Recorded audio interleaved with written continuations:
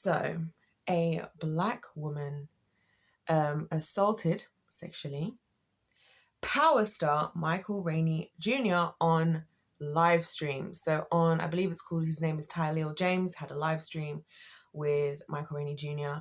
and his 22-year-old younger sister is being accused of having sexually assaulted Michael Rainey Jr. Now, this is not an accusation. I don't believe we need an allegedly here because it was all very much seen. We could all see her if you guys have seen the clips. And I want to talk about this because I want to talk about some uncomfortable truths about the black community that nobody's talking about. Everybody's talking about how inappropriate this was. Everybody's talking about how if the sides were switched, how it would be different. Everybody's talking about all of that. And there's a lot of things that nobody is talking about, as per usual. You guys know how it goes on the winning team. I say the extremely uncomfortable things. Some people think they're saying the uncomfortable things on YouTube, but they're at the baby milk. They're in the milk version, the breast milk version of the truth. I'm offering you guys the meat over here, okay? So that's what we're going to be talking about today. And I got a lot to say, especially because yesterday, as you guys know, I did a video talking about my experiences as a black woman. And it's really interesting how I didn't know about this situation until today, but this situation links in with some things that I introduced yesterday. So let's just start with this. Of course, first and foremost, and most importantly, this is incredibly inappropriate and she should be held accountable for this. I think that the fact that she has not yet, at least from what I've seen, I have been looking, come out with an apology for the situation just yet, is an issue. He's apologized on her behalf, not good enough. Not good enough. This is already one of the first things I want to mention about the black community that I just find to be a massive issue. It is not good enough to not apologize. This is something that we do not do in the black community because exactly what is happening right now is exactly what happens all the time. When there's an injustice because of somebody else outside of the black community, we are the loudest of everyone. Whether that injustice is real or not, we are the loudest voice. When there is injustice in our own communities, now we're not supposed to talk about it. Now we're expected to be quiet. You know, I went back and forth yesterday about if I should have uploaded the video that I uploaded yesterday because I really said a lot of stuff and I really just told the truth, right? Because facts ain't misinformation. If you did something and it makes you look bad, that's not my fault. You shouldn't have done what you did. I shouldn't feel silenced because I shouldn't be and that's one of the things that kind of is making me think about this whole situation as a whole and how her brother reacted, because obviously Tyleal James he's obviously new into streaming. He's trying to, get out there. And so he was saying, guys, I want to go viral. And that was another problem. One of the things that she said was, you want to go viral, you got a banana. And, that was what set him over the edge, obviously being I think for me, and this is the other thing, this is where I see everything different to the world. I don't know how the world sees things very different to me. I think the world has perceived the situation like this. Obviously, this is so inappropriate, which we're all in agreement about, and that he put her out of the room because she had taken the inappropriate comments too far after the inappropriate behavior. I disagree with that. I actually think the motivation for him taking her out of the room is because it's his sister, and that's disgusting from a sibling level. Not even that I think he thinks what she said is inappropriate. Now, I'm going to tell you guys why I think this. I think this because, get this, right? And this is what I was thinking as I was thinking with my own brain and with my own experience being a black woman myself, right? As a black woman, and I was saying to you guys in the previous video, there's a lot of things that we go through, particularly us younger black ladies, that is normalized. As I said, it apparently came to my attention that I didn't know until yesterday that it is like a commonly known thing that we are supposed to be hypersexual, hypersexualized, and also hypersexualized and hypersexual from early on in our lives, right? And I talked about how that just feels like a curse because you're just born into it. It just is what it is. I believe it's a disease in the black community. I'm using the word disease, but really I mean it's I believe it's a principality. I believe it's very demonic, by the way. But I won't get into that right now. But I believe it's very demonic. I believe it's a demonic power that is a principality. And if you guys don't understand what principalities are, the Bible says we wrestle not against flesh and blood, but against powers and principalities. Principalities are like when you have a demon that is reigning over like a group or like a territory. So you could have a principality over a country. I believe a principality that is over the United Kingdom, one of the principalities is pride, which is ironic. That's why this month I feel that heavy, every single June, I feel it heavy because there's like the pride now of Pride Month, it being Pride Month, and then Pride of Britain on top of it. Heavily, I can feel the devil feels very comfortable in the month of June. Right. There is different America. I remember there's a man of God, incredible man of God, Dr. Derek Prince. You guys should check him out. Derek Prince, this old American dude. He's actually dead now, and he's the one who talked about this concept of principalities. And he said that he believes and he was the one who was mentioning about pride in England. He was talking about rebellion in the United States. He was saying about how and he mentioned as well, he was a white dude, so bold for him to have said this 50 years ago, whenever it was.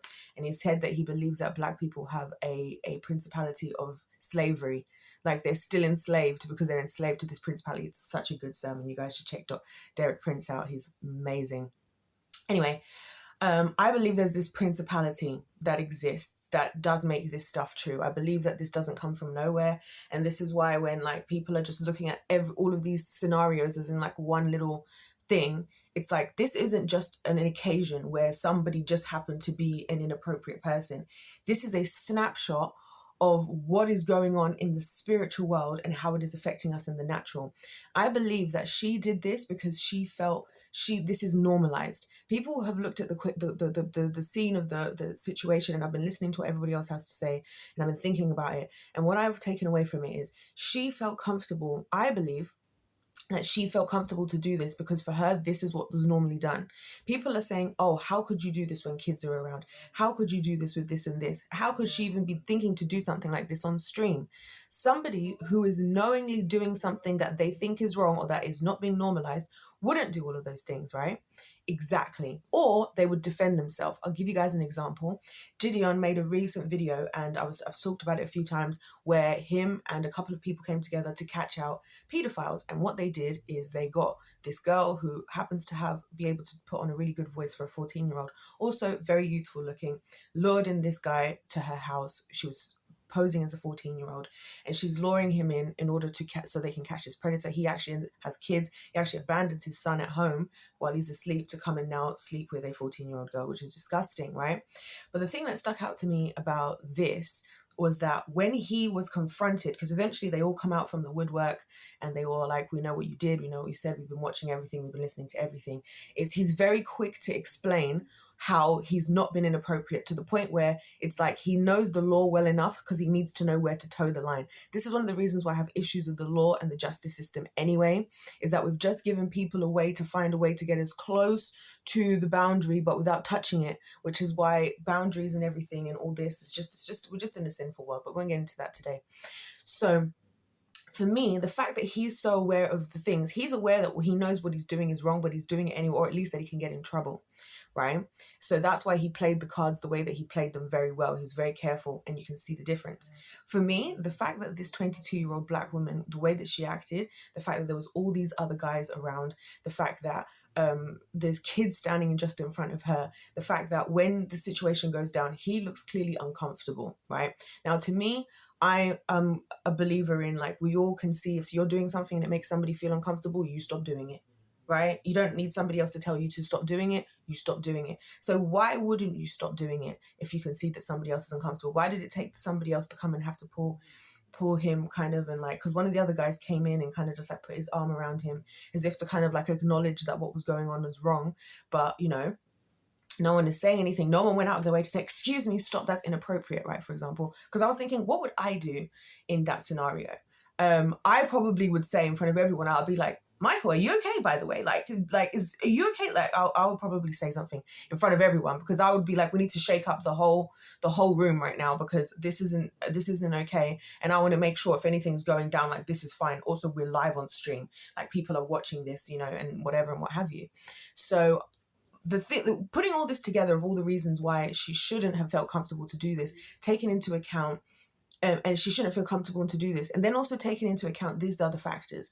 Let's remember that he is not a seasoned streamer. He is just a guy who's just starting to stream from the naturalness of whatever his environment actually is. Similar to like Kai Cenat. Like Kai Cenat, obviously, has now been, you know, I think he's #1 streamer, isn't he, or whatever, because he did that subathon, and he has these streams where all on the stream you can watch everything that's going on, from when he's ordering food, from when he's going to sleep, from his random guests coming in, from Phantom coming in to get Phantom tax, from people breaking doors. There was like fireworks going off in a porta potty the other day, another video, you know, from Drewski and Kevin Hart sleepover, you know. So he's normalized, it's been very normalized amongst streamers, this whole like, we just stream whatever's happening, and whatever's happening is going to be live on stream, and it just is what it is.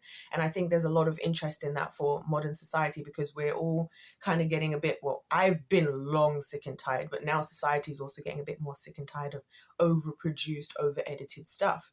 So all of that to say, I really think that she didn't think there was anything wrong. And I also think he doesn't really think there's anything wrong, because I think this behavior is probably normalized in that situation. There are so many situations, I believe, in the Black community, and I can only speak for the Black community because I'm Black. It doesn't mean I'm saying that other communities don't do it. And actually, if you're from another race and another communities, please do let me know, because I would love to know if this is a commonality. But this, I believe, is normalized. I believe that what we saw is just the norm. I believe she probably even has been normalized to her that this is what people do, because that's the only reason why it would be comfortable. Because some people are like, I'm worried about what would happen if the kids are there. I'm worried about what would this. I can tell you from experience, that a lot of these things are normalized very, very, very early on. It's just the norm. It's just the norm. Like the norm. So when those of us who, especially for a lot of us Black folks who've lived in Western society, we're in an advantage in a lot of senses, because we have seen that there are certain things that maybe if we hadn't been in Western society, we wouldn't even be seeing an issue with, because we'd be seeing it as the norm. Yeah, exactly. So like, for example, I've been learning a lot about where I come from, and I now understand why my family doesn't, the older generations of my family have made it living hell for me to try and find out any information about where I come from, what has happened, what happened before I got here, right? What actually happened, like for the last generations of people alive. There's all these secrets, and I finally get it now. I finally know why, because there's skeletons in the closet. The skeletons in the closet, and there's things that have been normalized, and things that some people probably don't want to speak about or can't speak about, because then they'll be like me, and they'll be, you know, they'll be booted out of the community. They'll be exiled. They'll be shunned and exiled, like I've been, right? And to come to think of it, like even from my own experience, right? And this is why I thank the Lord for the Lord. This is why I know that God found me at 7 years old, because God was like, I need to save you from early, because if not for that, you're done, you know? And so when people are now in the world are going straight to, oh, she, this is inappropriate, she should know, I 100% agree. And I'm so glad that we're finally discussing some issues that I think are so much more prevalent than we realize. So much more prevalent, because just like, think about this, guys, think about this right now. As we just said, there were children there. So if you're a child, let's envision a reality where potentially, hypothetically, 22 years before that, which is she was 22 years old. Let's imagine 20 years before that, she was one of those kids in that house or in that environment watching somebody else doing that. She might think it's the norm. She might think it's fine. We've normalized so much of this stuff in the Black community. We've normalized there's Black women taking young Black toddlers aged like 5, 6, and 7 to pole dancing classes. Black ladies, we've decided that as soon as somebody says, "Oh, it's can you twerk for me?" We're twerking for everybody on cue, right? We're twerking on cue like this. We're not even at least getting paid. I can at least respect the women who do it, because they're trying to make a way in their lives. But now we're just on cue, showing our bodies, doing whatever. We're just whatever. We've allowed ourselves to become sexual objects that can literally be either purchased or had for free, or just taken advantage of. Because that's the other thing, is that we don't speak up. That's what I realized. It's actually crazy that I was convicted about this earlier this year. And I was convicted about the fact that, like, why do we actually why do we keep doing this thing in the Black community of, we shout and scream about the injustice of everybody else, and we're ready to go to court, we're ready to sue, we're ready to whatever. As soon as it's one of our own, we protect them. and I hate saying one of our own, because that sounds weird to me, because race to me is just such a stupid thing. Like, I can't lie. I'm sorry, Lord, to say that about something that you created, but like what it's become in the world today, it's just like, it's just so unnecessary. And honestly, I don't care. And honestly, being this whole race thing, I'm not going to get into my thoughts on this. You guys can watch my previous video if you want to know what my thoughts are about that. So all of this to say that I truly think that a lot of this is normalized. I truly think that a lot of this is a long-standing demonic normality that exists in the Black community. And the only reason we're seeing an outrage in this sense is because it was in 4K and it was live. If it hadn't been for and because he wasn't prepared for the idea. Somebody like Kai Cenat is aware that whatever I'm doing, is going to be seen. Because when you've been doing social media, and when you've done, even me with my little baby channel, I'm aware that everything and anything that's happening at all given times can be seen, critiqued, asked about, whatever, right? I'm aware of that. So Kai Cenat would be aware of that as well.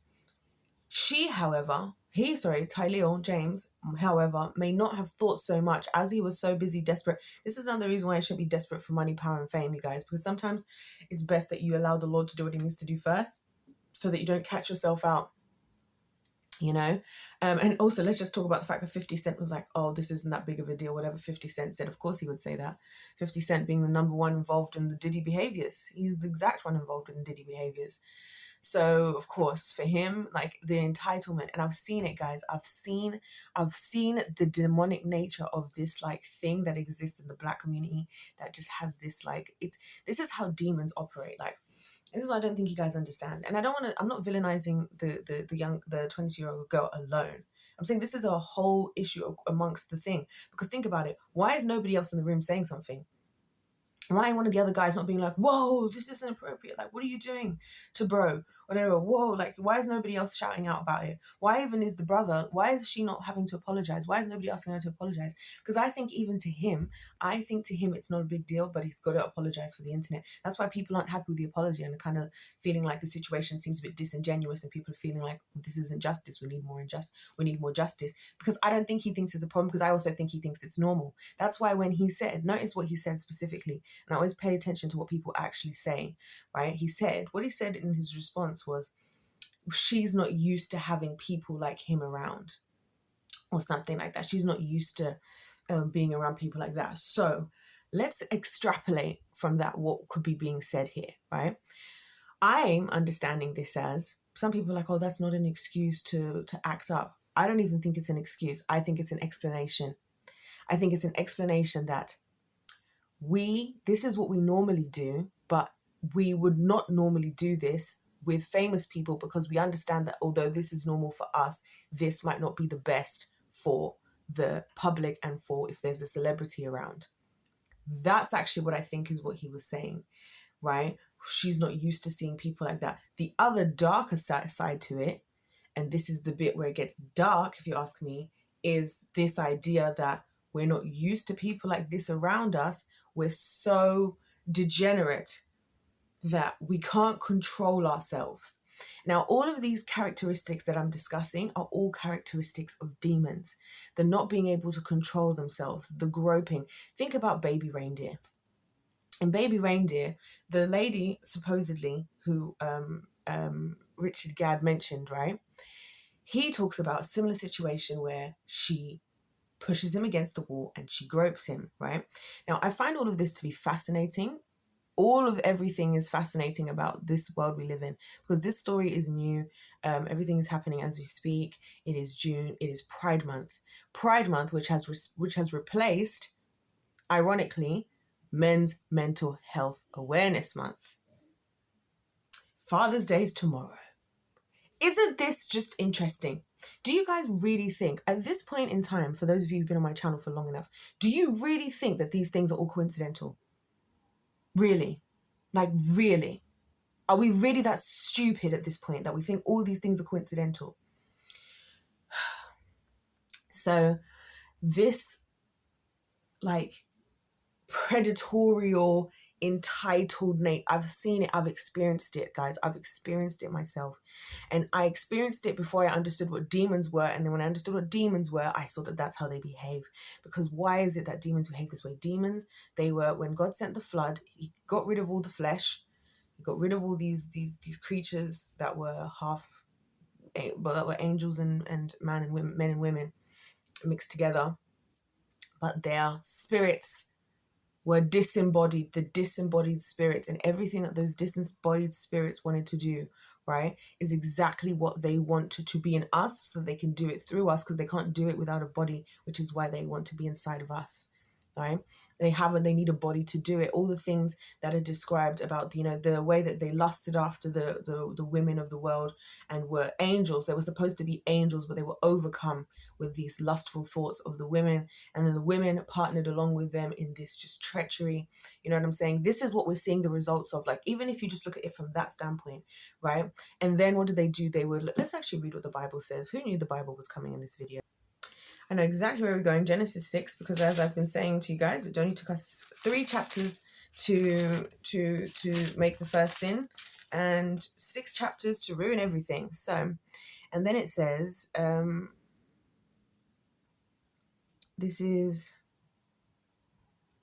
so Genesis 6, verse 5. The Lord saw the wickedness of man was great in the earth, and that every intention of his thoughts of his heart was only evil. And the Lord had regretted that he made man on earth, and it grieved him to his heart. Oh, it's not in this. It must be in the book of Enoch.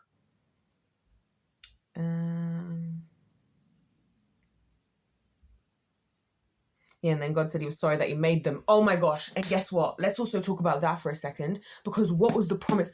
What was the symbol of the promise of God that he was never going to send a flood again? The freaking rainbow. The rainbow. The rainbow. Can you guys understand? It's like he's like, I know you guys are going to become this degenerate again, where I'm going to need to, I'm going to wish I could blot you out again. Oh, do I wish the Lord would blot us out, myself included, myself, sinful person, myself. We've all sinned and fallen short of the glory of God. I need the blood of Christ just as anybody else. That's why he gave the rainbow.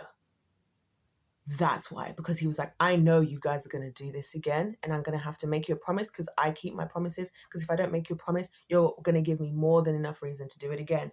Oh, Jesus. Okay. So this nature, this predatorial, insatiable hunger, type of entitlement predator, right? Waiting for an opportunity to pounce. I would even say that animal predators are not even as predatorial as the human version of predators when it comes to the demons and the demonic nature of this type of thing. And that's what exists, you guys. That's what I've seen. I've seen it and I've experienced it, right? I've experienced it myself in people, in the Black community, again, in the Black community. Come to think of it, let me actually think. And I'm not saying these things don't exist in other communities. Hello, Jeffrey Epstein and all these people. Let's not get crazy. But I'm just saying that we all, as the Black community, need to start actually realizing that these issues are really go deeper than we are willing to talk about, and us just being like, oh, throw her in jail. Yeah, don't get me wrong. Everybody needs to be held accountable, and we need to do what we need to do and do the legal process. But I'm just saying that at what point are we going to realize that waiting for it's not good enough for us to keep having a victim, for us to have to find out who's doing what. We need to be getting ahead of the game. This is why I feel like God didn't mind. He was like, hey, look, I'm going to get ahead of the game in your life. You're going to receive me at a very young age so that you can not get affected or not be, get affected by so many different things that could happen as a result of the things that have already happened to you by this age of 7 years old that could destroy you for the rest of your life. You know what I'm saying? That could send you down the wrong path, because ultimately this comes from somewhere. Nothing comes from nowhere. Even scientists, even in science, it suggests that energy cannot, one of the laws of is it the law of thermodynamics? I believe it's one of the laws of thermodynamics, but it's one of the laws of something. I think it's thermodynamics, is that energy cannot be created nor destroyed. So everything, I translate that into a spiritual sense. Nothing is coming from nowhere. Right? Nothing is coming from nowhere. Yes, we were all born sinners, etc., but we're all born sinners because we were born from sinners. And those sinners that we're born from have sins that connect all the way back to Adam and Eve, right? And all the way back to everything that's happened. So somewhere, there's a root of something that can be uprooted and gotten rid of altogether. And that's what I think we need to be focusing on. Otherwise, we're going to keep seeing situations like this. And this is why I stopped talking about stuff in this world, to be honest with you guys. For those of you who are here, this is why I stopped talking about a lot of the stuff in this world. Because I'm like, we keep just talking about, oh, this is wrong and this is wrong and this is wrong. We keep catching these snapshots of like what's going on in the spiritual world and just talking about it as if it's one isolated event. Like it's not a greater, it's not an isolated event. It's a glimpse. It's a glimpse as to real life issues and real life deep problems that are going on in the spiritual sense. And I do believe, like I said, looking at this, yeah, we do need to assess this situation. We do need to address it. His sister does need to apologize. Don't get me wrong. She needs to apologize, very much so. And she needs to be held accountable. We all need to be held accountable. And you know what? In the Black community, let's start holding people accountable. Let's really start holding people accountable amongst ourselves first. Let's start holding ourselves accountable, because it's a very ugly look. And now we've got caught out. Because you know why? You know what makes us look stupid as the Black community? Every single time that we've been crying about other groups of people, and then we do something to ourselves. And you know who I think understands that more than anyone? I'm going to say something really controversial. The police. Oh yeah. Because when you're now faced with whatever violence, whatever you're facing, assault from another Black person, it gonna be a police officer that you gonna call. Because who else you gonna call? I'm just being honest. I'm just being for real. And these are the little like things in society that are not being said but are having an effect. I remember the time when there was this whole story. This was years ago that I remember this, but I say this is years ago, but I'm sure it's happening now because we're still continuing the craziness. There was a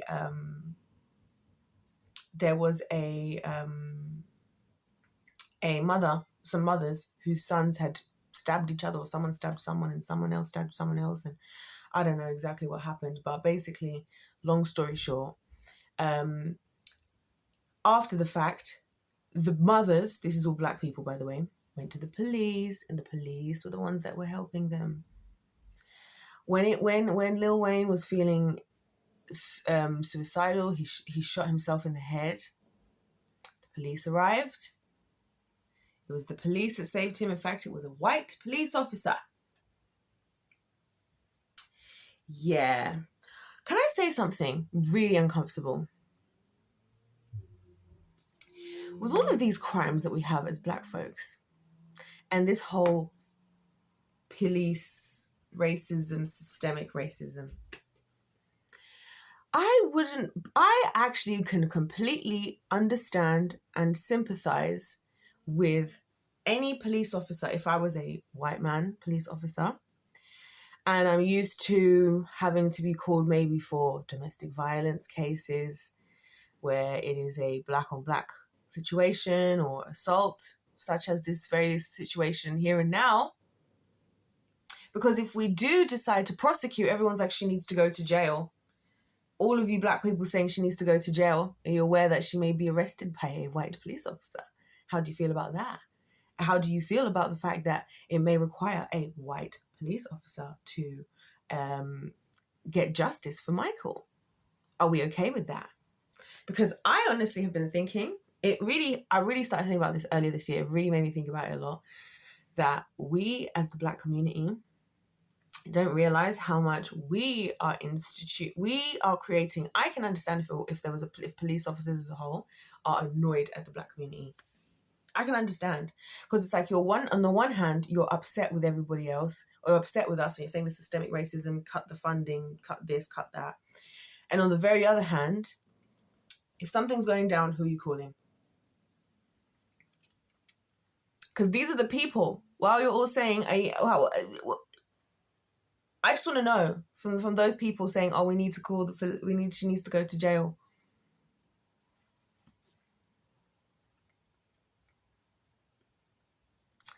Yeah. And then if they consistently keep seeing the same thing happening with a particular group of people, and then start to expect certain behaviors due to the actual statistical probabilities that they can see from the actual statistics of what's happening. Is that racism or is that science?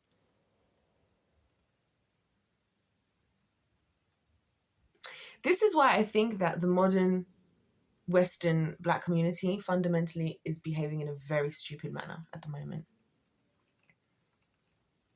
So I'll leave it there. Those are the things that I feel like no one's talking about to do with this situation, and why this is just a little snapshot of a greater issue, a little glimpse into the spiritual world of what's happening amongst us as Black people in Western society, in modern Western society. Yeah. She thinks this is fine because it's probably normalized. It's probably happened to her. They're probably all doing God knows what in that house anyway, or in that community, right?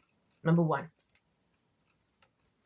Number two, not knowing how to act when a great opportunity comes. And then with the same Black people, oh, we are this, we're this, we don't have the opportunities, we don't have the job. But when opportunities come, we don't know how to act. And then when there's people like me who know how to speak properly and carry myself well, I'm accused of being an Oreo. When I'm the one saying, and I've been in so many situations, you guys, it is shocking how many situations I have been in myself, especially when I was living in London. There was one company I used to work for, right? And great company run by some Black people. And this is what I love about the work that I've done. I've worked with all extremes of all nations, of all continents of the world. In fact, the only continent really I haven't worked with is like Australia, like directly. Actually, have I? Yeah, that probably is the only continent I haven't worked with, like in any type of way, like with the communities from that continent, right? And you know what I've realized? That when I was in London, it bewildered me that I was working for this company. I'm very well organized, and it was a Black company. I would be telling them what we need to do in order for this event to go well. Like, I've made the plan, I've done everything, I've made it orderly, I've made it whatever, I've made it professional. I've built a whole career, I've built my whole career up into this day based on how well I do things and how well I show up and how reliable, consistent, on time, organized, everything that I am, right? Now, and people are saying to me like, wow, I'm surprised you're on time for a Black person. You see what I'm saying? You see what I'm saying? It's like these little intricacies, things that we laugh off and we joke off. Yeah. Those become the things that are actually getting in our way when we're then complaining, saying, oh, we're disadvantaged or white privilege malarkey. So when I was working for this company, I remember there was one day, and it was the day that I realized, I've told you guys this story before. I was working for this company, it was a Black company, they did an event. I organized everything, I organized everyone, I got to the venue early. If everybody followed, when I do my own events, listen, I'm so well organized. When I do my own events, I don't stress at my events. I get to just enjoy them because everything is so well organized. I show up early, I make sure everybody knows where they need to be. Everybody has a personalized timetable of where they need to be, at what time, what they need to be doing. And I hand it out, I give out clipboards, I give out everything. Everybody has their own things, they know what they need to do, and everybody needs to do. It's a well-oiled machine, it works well. My events go through smoothly. At my events, you'll just catch me walking around, catch me enjoying them. I'm not even usually hosting them, so I just get to just participate and enjoy it calmly. That's the way I do my things. I stress before, so I don't have to stress in the day. This event, I'm organizing, but I'm not the CEOs. The CEOs and whatnot, and whatever, didn't listen to follow my instructions. Black company. Now, they end up showing like an hour late. They had like, I think they had potentially up to like, how big was the venue? I think it was about like 500 to maybe, wasn't 500? At least 500 guests, up to 500. Probably 500 to 1,000 guests. They had stalls, so like people coming to sell stuff. All this stuff that I've set up, I've organized the floor plan, did everything. I was hired as the event planner, obviously. And the organizers themselves and the CEOs of the company showing up late. And everything wasn't going through because they weren't there. Everything else was there. Everything else was being organized. I was organizing it. And then things started to go wrong because like people were supposed to get champagne on entrance because that's what they put in the thing. All these other things, yeah. And then it took another lady who came up to me and she said, you know, it was a Black lady as well who had brought her friend and they'd come to the event because they heard there was this event happening. And she was like to me, you know, your reputation is on the line. Like, it doesn't matter that whatever you've done, this older Black lady is so grateful for this advice and I've taken it with me for the rest of my life, which is why I'm saying it right now. She was like, whatever you do, like wherever you are, whoever you see yourself by, that's going to affect your reputation. So it doesn't matter what you have or haven't done here. Like, you because she was telling me that she's an event planner. That's how we got into all of this. But anyway, she was like, it doesn't matter what you do, your reputation is on the line. And it's so true, because every opportunity that they could have had that day, from how they behaved, how they were late, how, like, even just whatever, they don't know. You never know who's coming through the door. You never know who's around. You never know what opportunities are there. And it's just like with this whole Tyler James thing, like, this is an opportunity. You actually had a huge opportunity. You had a star from Power, one of the really super duper popular TV programs. And now the whole thing that has taken over the opportunity is what your sister did, her groping a man, sexually assaulting him. And the problem is that you as a collective, as a group of us as Black people who are always screaming about why people need to help us, weren't even prepared for the moment. So now you have the opportunity, and this keeps happening, where people are like, oh, we want this, and then the opportunity arises and we're not ready for the opportunity. And we fumble the bag. And it's just like, oh, I'm just sick of it. So yeah, I hope Michael gets his justice. I feel bad for the guy. I feel horrible for any men out there who've been through this stuff, of which I believe there are very many. Very, very many. But we won't talk about that because this video is already getting super long. I'm going to talk about this whole Pride taking over Mental Health Awareness Month in a minute. Anyway, in a separate video. So yeah, those are my thoughts about what people are not talking about, what needs to be addressed. And yeah, I went all the way deep with it because it needed to go there. As Black folks, guys, we need to turn back to Jesus. We need some serious deliverance in our community. Like, seriously, like, it's not a joke. We need the blood of Jesus, and we need, like, none of this like looking cute and dressing in big hats and whatnot, going to church. I'm talking about the real getting on our knees in front of the Lord Jesus and asking for his help, because we need it. And on that note, if life's a game, let's play to win. God loves you. I love you. And I'll see you in my next one.